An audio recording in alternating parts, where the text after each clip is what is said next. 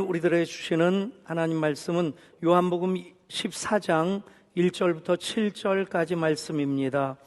요한복음 14장 1절부터 7절까지 기록된 하나님 말씀을 제가 받들어 읽습니다. 너희는 마음에 근심하지 말라. 하나님을 믿으니 또 나를 믿으라. 내 아버지 집에 거할 곳이 많도다. 그렇지 않으면 너에게 일렀으리라.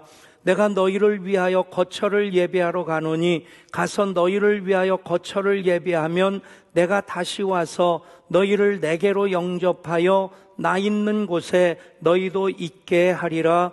내가 어디로 가는지 그 길을 너희가 아느니라. 도마가 이르되 주여 주께서 어디로 가시는지 우리가 알지 못하거늘 그 길을 어찌 알겠사옵나이까. 예수께서 이르시되 내가 곧 길이요 진리요 생명이니 나로 말미암지 않고는 아버지께로 올 자가 없느니라. 너희가 나를 알았더라면 내 아버지도 알았으리로다. 이제부터는 너희가 그를 알았고 또 보았느니라. 아멘. 대림절 첫 주일을 맞이해서 오신 우리 주님 영접하면서 다시 오마 약속하신 주님을 또 마란나타의 신앙 고백으로 맞이하고자 준비하는 우리 모든 예배자들입니다. 대림절은 성탄절 전에 넉 주 동안 지키는 절기입니다. 그런데 성경적으로 보면 그 넉 주간이 아니라 이사야 선지자부터 본격적으로 메시아 예언이 시작되어지는데 그때로부터 본다면 예수님 탄생하시기까지 700년이 걸립니다. 더 거슬러 올라가면 에덴 동산에서 추방되어질 때 이미 메시아 예언을 하나님께서는 이제 주셨는데, 그렇게 메시아 예언이 거듭됨에도 불구하고 정작 예수님께서 이 땅에 오셨을 때 그를 맞이하고 그를 경배한 이들은 동방박사들이었고 또 들에서 자기 양떼를 치던 목자들이었습니다. 우리가 대림절 넉주를 지내면서 이미 우리 가운데 임하신 그분, 또 은혜로 임하시는 그분과 함께함으로 예배할 때에 표대를 향하여 부르심의 상을 얻기까지 달려가는 우리의 길 잃지 않고 또 부르심의 상을 얻기까지 우리 올곧게 그 길을 이어가게 될 줄 믿습니다. 대림절이라고 하는 것, 이제 예수님이 누구신가에 대한 그 질문에 대한 확실한 답을 가지고 있을 때 우리는 대림절을 제대로 지킬 수 있고 예배자로서 하나님 그 영광 앞에 서고 하나님께 영광을 올려드리게 될 줄 믿습니다. 예수님은 누구신가라고 하는 그 질문 받게 된다면 여러분 무엇부터 생각하시겠습니까? 조금 전에 우리가 함께 불렀던 그 찬송 안에 답이 있는데 다시 한번 예수님은 누구신가에 대한 그 답을 우리 마음에 담고자 하는 그 마음으로 찬양합니다.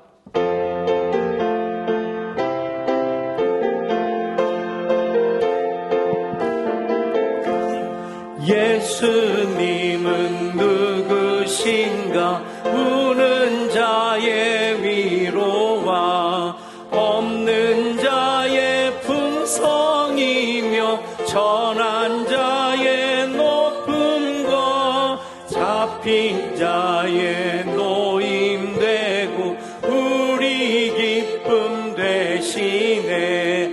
예수님은 누구신가? 약한 자의 강함과 눈먼 자의 빛이시며 병든 자의 고침과 죽은 자의 부활되고 우리 생명 되시네.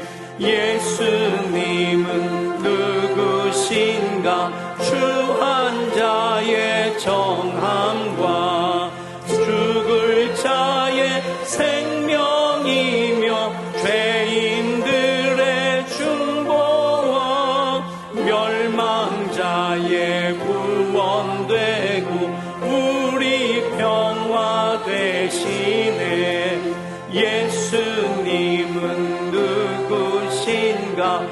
온 교회의 머리와 온 세상의 구주시며 모든 왕의 왕이요 심판하실 주님 되고 우리 영광 되시네. 우리의 영광이신 우리 주님께 영광의 박수 올려드립니다. 아멘. 숙제를 하나 내드리겠습니다. 오늘을 넘기지 마시고 내일이 되면 또 절반 이상이 까먹으실 것 같고, 오늘 집에 가셔서 저녁상 물리신 다음에 한번 찬송 96장을 펼쳐놓으시고 색연필이나 형광펜을 드시고 예수님은 누구신가, 그 가사들, 내 신앙 고백, 또 내가 만나고 경험한 예수님, 없는 자의 풍성이 되시고 죽을 자의 구원이 되시고 또 잡힌 자의 노임이 되시는, 여러분들이 경험하신 예수님에 대해서 한번 밑줄을 그어보십시오. 아멘. 우리 신앙은 무엇입니까? 성경을 지식으로 아는 것, 신앙에 있어서 큰 도움이 됩니다. 그러나 정말 신앙이라고 하는 것은 예수님을 인격적으로 만난 것입니다. 그것이 예수님이 그리스도이심을 고백할 수 있는, 그리고 그리스도이신 예수님으로 말미암아서 우리는 하나님 자녀된 그 권세를 누리며 살아갈 수 있는 그 근거가 바로 예수님과의 인격적인 만남이 됩니다. 이것이 내 신앙이 살아있는 신앙인지 죽은 신앙인지 그것을 가름하는 기준이 됩니다. 예수님을 만난 고백이 있고 경험이 있다면 그 신앙은 살아있는 신앙입니다. 그런데 교회는 다니는데 예수님이 누구신가에 대해서 여전히 퀘스천 마크만 하고 있고 무엇인가 느낌표가 없다면 그 신앙은 잠자는 신앙일 수밖에 없을 것입니다. 교회도 마찬가지입니다.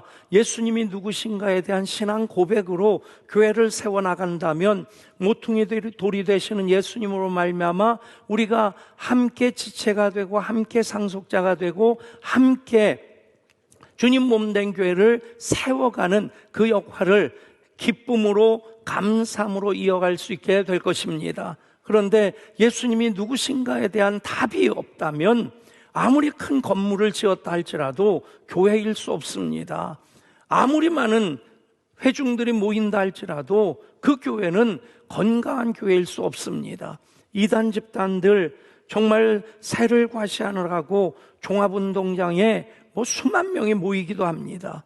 그러나 그 가운데는 예수님이 누구신가, 나의 주시오 나의 그리스도이십니다. 신앙 고백이 없기에 교회가 아닙니다. 여러분, 교회의 교회됨의 기준도 예수님이 누구신가에 대한 우리의 신앙 고백, 우리의 만남의 경험입니다. 요한 웨슬리가 이런 표현을 씁니다. almost Christian하고 real Christian. almost Christian은 거의 기독교인, real Christian은 진짜 크리스찬.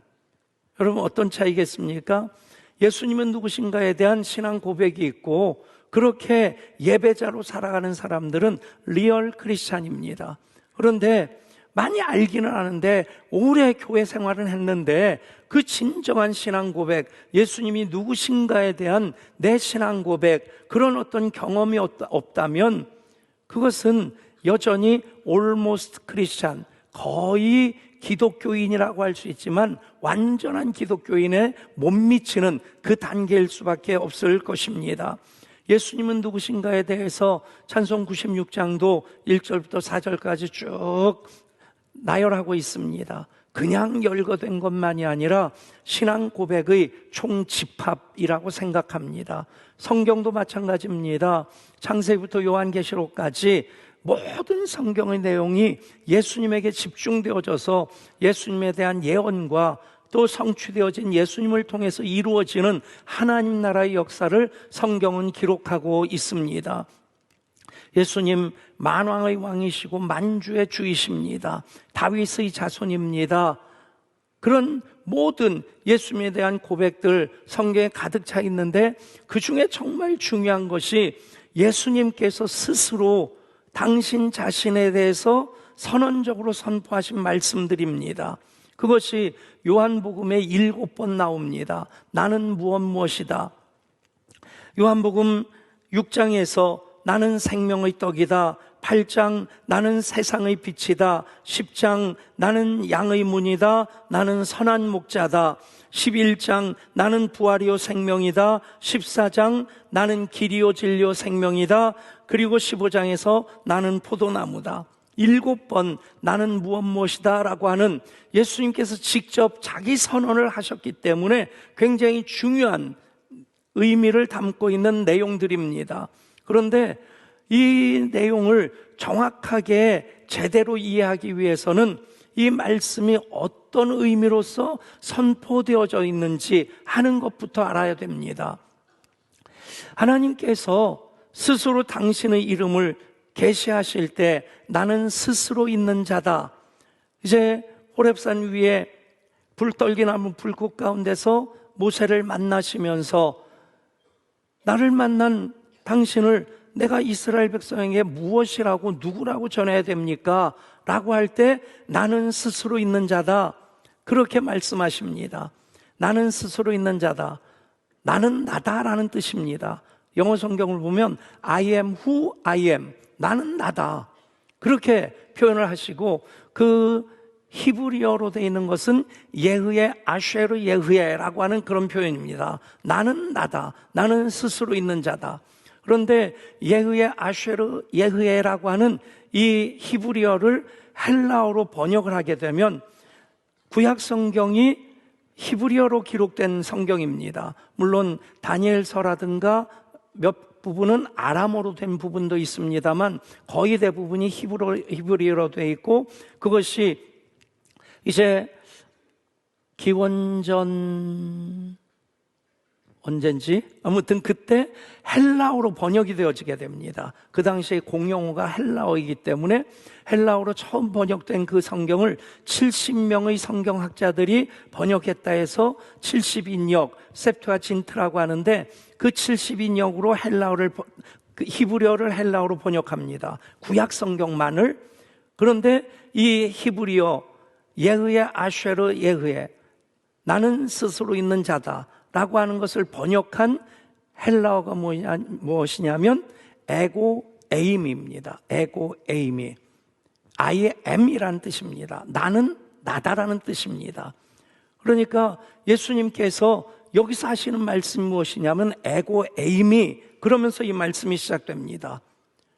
나는 생명의 떡이다. 나는 길이요 진리요 생명이다. 나는 포도나무다. 나는 양의 문이다. 하시는 모든 말씀이 어떤 의미를 담고 있냐면 하나님께서 모세에게 자신을 계시하셨던 예흐 아쉐르 예흐에 나는 나다.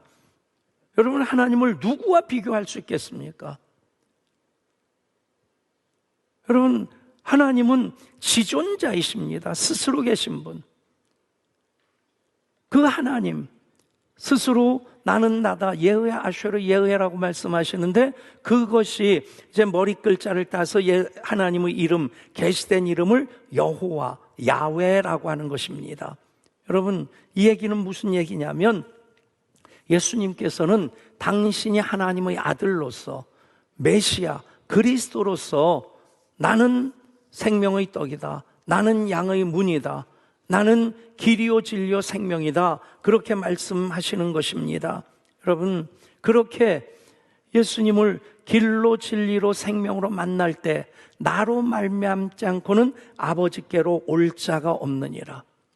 많은 휴머니스트들이 인문주의자들 또 범신론자들 다원주의자들 더더군다나 세대가 바뀌면서 절대적이라는 기준이 많이 흔들리게 되어집니다.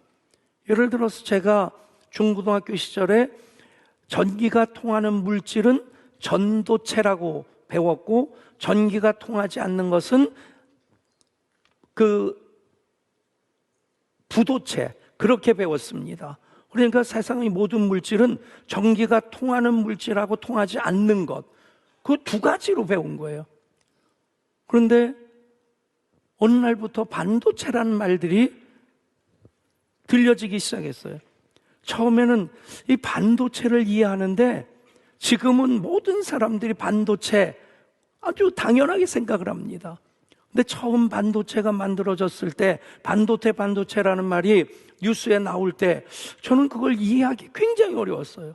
반도체가 뭘까? 검색이 아니지 뭐 자주 뒤져도 보고 그러는데 이게 이제 세라믹이 반도체다. 이게 무슨 반도체일까?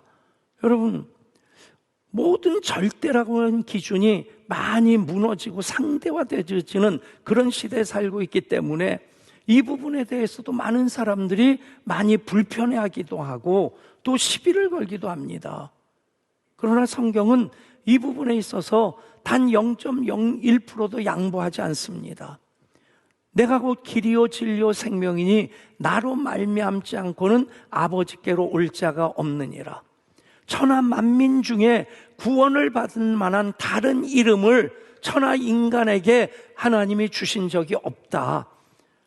그것에 대해서는 성경은 전혀 양보하지 않습니다.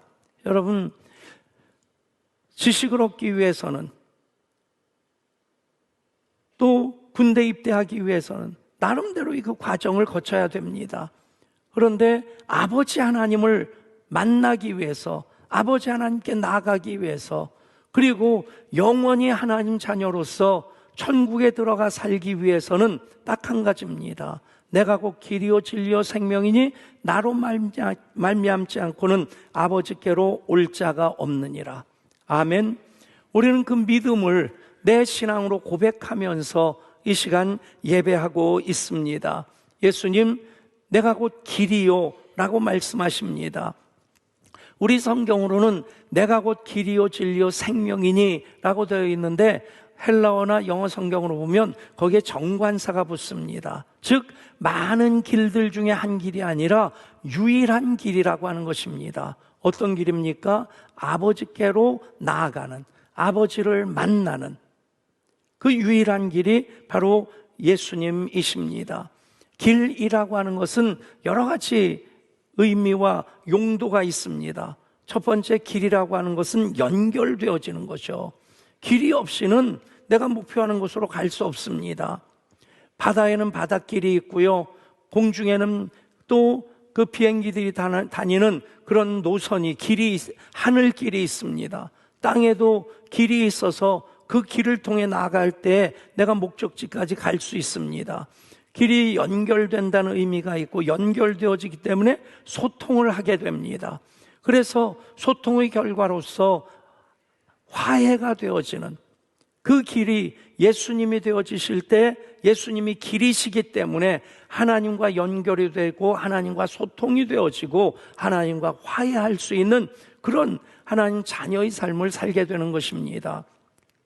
한강의 기적이라는 말이 사람들이 입에서 회자되기 시작할 때 오늘의 대한민국까지 그렇게 상상했던 사람은 거의 없는 것 같아요. 이 시대를 살아가면서 참 문득문득 놀라게 되는 것, 참 대한민국이 대단하다 하는 것, 뭐 한류라고 하는 것, 그냥 영화에만 그치는 것 아니고 음식으로 문화까지 계속해서 이것이 확산되어집니다. 그렇게 한국이 그렇게 그 산업화를 이루면서 많은 리더 그룹에게 가장 중요한 한 가지 사건이 무엇이라고 생각하느냐 했을 때 회사를 경영하는 CEO라든가 대학 교수라든가 정부 기관장이라든가 그런 리더들에게 이걸 물어본 겁니다. 가장 중요한 한 가지 사건으로서 그 대한민국을 이끌어가는 리더들이 이것이다라고 얘기한 것이 무엇이냐면 경부고속도로 개통이었습니다. 경부고속도로가 개통되어질 때 사실은 미국에서도 그 조그마한 땅덩어리에 무슨 고속도로가 필요하냐, 국도나 잘 포장해서 써라, 도와주질 않았어요. 이해를 못했습니다. 경부고속도로 개통되어질 때 베트남 파병된 그 군인들의 피와 땀, 눈물이 거기 있고요, 또 독일의 간호사로 광부로 간 그분들의 땀과 눈물의 결과가 경부고속도로 개통으로 이어지게 됩니다. 그 길이 나게 됨으로써 대한민국이 본격적으로 산업화의 길을 걷게 됩니다. 여러분, 길이신 예수님, 그분을 통해서 하나님과 연결되어집니다. 길이신 예수님, 그분을 통해 하나님과 소통하게 됩니다. 길이신 예수님, 그분을 통해서 우리는 죄인임에도 불구하고 시간과 공간이라고 하는 이 한정된 3차원에 살면서도 우리 하나님과 연결되어지고 소통되어질 때 하나님 자녀로서의 그 삶을 우리는 마음껏 누리며 살아갈 수 있게 됩니다. 한반도와 일본 열도 사이에 가장 가까운 백길이 대한해협입니다. 현해탄이라고도 부르는데 그 길이가 약 200km가 되는데 이제 누굽니까? 조련 씨가 아시아의 물개라고 불려지는 그분이 200km 다는 아니고 아마 대마도까지 갔었는지 50km 넘게 이제 바다를 헤엄쳐서 건넌 적이 있었습니다. 그분이 도보 해협이라고 영국하고 프랑스 사이에 있는 그 해협도 아시아인 중에서는 최초로 헤엄쳐서 건넌 분이기도 합니다. 그 일에 대해서 사람들이 참 대단하다 하는 그런 반응을 보이게 되죠. 우선은 수영 실력이 있어야 됩니다. 저는 수영하는 걸 별로 안 좋아합니다. 애쓰는데 애쓰는 결과가 안 나와요. 한참 파닥대긴 하는데 눈 뜨고 보면 별로 나가질 않아요. 근데 조련 씨처럼 아시아 물개라고 하는 별명을 들을 정도로 탁월한 수영 실력이 있어야 되고요. 그리고 또 그만큼의 체력도 있어야 될 것이고요. 그리고 그만큼의 담력이나 인내력이 있어야지 그냥 수영장에서 수영하는 것 아닙니다. 해수욕장 정도가 아닙니다. 그 바닷길을 50km 헤엄친다? 상상할 수 있는 일이 아닙니다. 그런데 그런 탁월한 실력이나 체력이나 담력이나 인내력이 있는 사람들은 건너기도 합니다. 아무나 갈 수 있는 길 아닙니다. 쉽게 갈 수 있는 길이 무엇입니까? 그냥 우리들은 배 타고 가면 됩니다. 비행기 타고 갑니다. 그런데 입국하지 못하는 경우가 생깁니다. 어떤 경우입니까? 배를 타고 갔어요. 비행기를 타고 도착했습니다. 그런데 이미그레이션 입국심사대에서 무엇인가 목적이 수상쩍다. 그러면 거기서 비자를, 도장을 안 찍어줍니다. 그럼 미국까지 갔다 할지라도 거기서 다시 돌아와야 됩니다. 지난주 열선넷 이사들과 또 이주민 선교사들과 제 태국의 선교지 탐방을 하고 왔습니다. 정말 그분들의 흘린 땀과 눈물로 얼마나 아름다운 이곳에서 근로자로 왔다가 예수님 만나고 그래서 그분들이 가서 교회를 세운 정말 아름답게 건강하게 세워지는 그런 교회를 보면서 정말 하나님 멋진 일을 행하신다 하는 것들을 보았는데, 그런데 요즘 태국하고 한국 사이에 별로 관계가 안 좋은 거 아십니까? 우리나라 불법 취업자들 80%가 태국 사람이래요. 그러니까 심지어는 관광 비자로 들어오더라도 입국심사대에서 도장을 안 찍어줘서 한국까지 왔는데 다시 본국으로 돌아가야 되는, 여러분 이런 일을 직접 겪는다고 하면 얼마나 황당하겠어요. 우리가 천국 갔는데, 아니 예배 드리러 교회 왔는데 너는 아니야, 여기 올 자격이 없어, 돌려보낸다면 여러분 그냥 예배 시간에 한번 돌아간다면 다음 주에 또 오면 되지 그 생각할 수도 있을 겁니다만은, 천국까지 갔는데 입국심사대에서 넌 아니야 라고 돌려보낸다면, 그래서 지옥 간다면 여러분 그것만큼 황당한 일이 어디 있겠습니까? 그런데 예수님 길이 되셔서 하나님과 연결을 시켜주시고 하나님과 소통되게 하시고 하나님과 화해를 시켜주셔서 우리는 천국 시민으로서 하나님 자녀로서의 삶을 이 땅에 살고 있는 것입니다. 여러분, 예수님 길이십니다. 그리고 예수님은 진리이십니다. 진리라고 하는 것, 아인슈타인이 상대성 이론을 얘기를 했는데, 여러분, 그것으로 해서 절대라고 하는 그 기준이 무너졌다는 얘기를 하기도 합니다. 상대성 이론에 대해서 저는 이과가 아니라 문과이기 때문에 저 나름대로 이해해 보려고 애를 썼는데 이해가 잘 안 되더라고요. 뭐 그런 얘기도 있습니다. 상대성 이론을 아인슈타인이 강의하러 갈 때마다 비서가 항상 같이 갔었는데, 한 번은 아인슈타인이 너무 피곤해가지고 직접 강의를 할 수 있을 만큼 체력이 안 돼서 이제 좀 힘들어하는 모습을 보더니 비서가 선생님 오늘은 제가 좀 할까요? 할 수 있겠나? 제가 계속 들었는데요. 그리고는 나가서 쭉 설명을 하더랍니다. 설명까지는 잘 했는데 문제는 질문을 받자 이 비서가, 아인슈타인이 흉내를 내던 비서가 대답을 하질 못하니까 씩 웃으면서 그 정도 질문은 제 비서가 할 수 있습니다. 저 비서가 답할 겁니다. 그래서 아인슈타인이 답을 했다고. 여러분, 세상의 모든 진리, 시간에 따라서, 환경에 따라서, 주장하는 사람들에 따라서 다 상대적일 수밖에 없습니다. 시대가 바뀌어지면, 정권이 바뀌어지면 법이 바뀌고요, 삶의 기준도 바뀝니다. 그러나 정말 바뀔 수 없는 절대 진리는 예수님이십니다. 나로 말미암지 않고는 아버지께로 올 자가 없느니라. 2000년 전에도 지금도 예수님 재림이 2000년까지 늦춰져서 또 이 땅에서 삶이 2000년까지 이어진다 할지라도 예수님은 아버지 하나님께 나아가는 유일한 진리가 되십니다.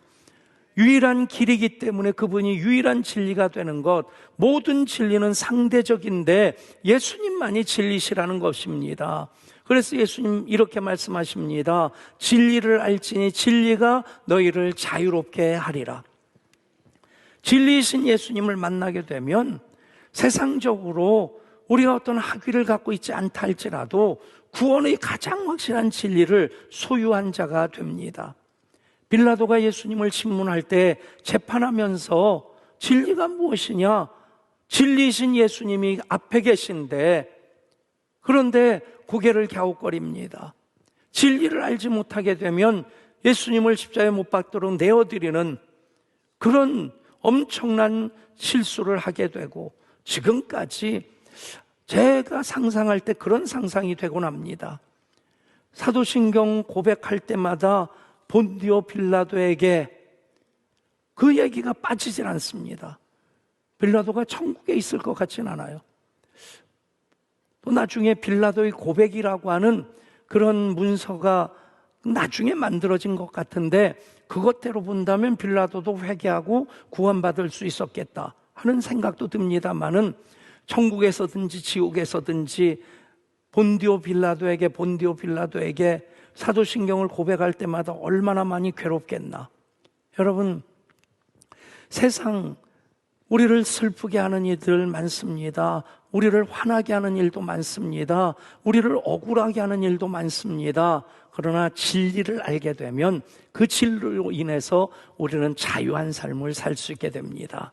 그 진리는 바로 예수님이십니다. 그분이 또한 내가 곧 생명이다 라고 말씀하십니다. 그 생명, 하나님께 주시는 두 가지의 생명이 있는데, 하나는 바이오라는 생명입니다.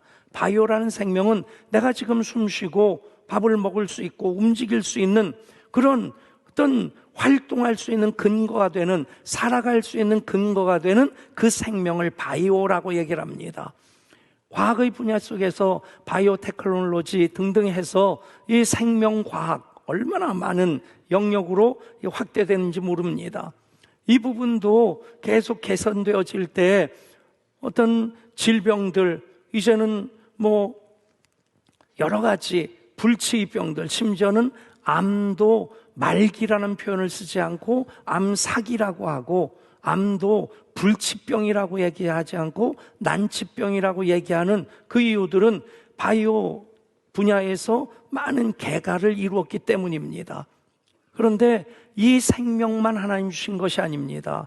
또 하나의 생명이 무엇이냐면 조에라고 하는 영원한 생명입니다. 나는 길이요 진리요 생명이라 말씀하실 때 이 생명은 바이오의 생명이 아니라 조에의 생명입니다. 그 생명, 예수님이 생명으로 이 땅에 오셨습니다. 요한복음 1장 4절 보면 그 안에 생명이 있었으니 이 생명은 사람들의 빛이라. 아멘. 여러분, 생명으로 예수님이 오셨기 때문에 예수 믿는 자들에게는 하나님이 영원한 생명을 주십니다.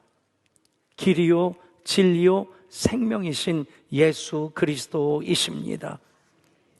오늘 설교 여기까지를 정확하게 정리해 놓은 그 글을 하나 소개해 드리려고 합니다. 14세기 수도사로 그리스도를 본받아라고 하는 기독교 명절을 쓴 토마스 아켐피스의 그 이야기입니다. 나는 곧 길이요 진리요 생명이라. 제 설교가 이 안에 다 정확하게 요약되어 있다 싶어서 제가 그대로 읽어드립니다. 너희는 나를 따르라. 나는 길이요 진리요 생명이다.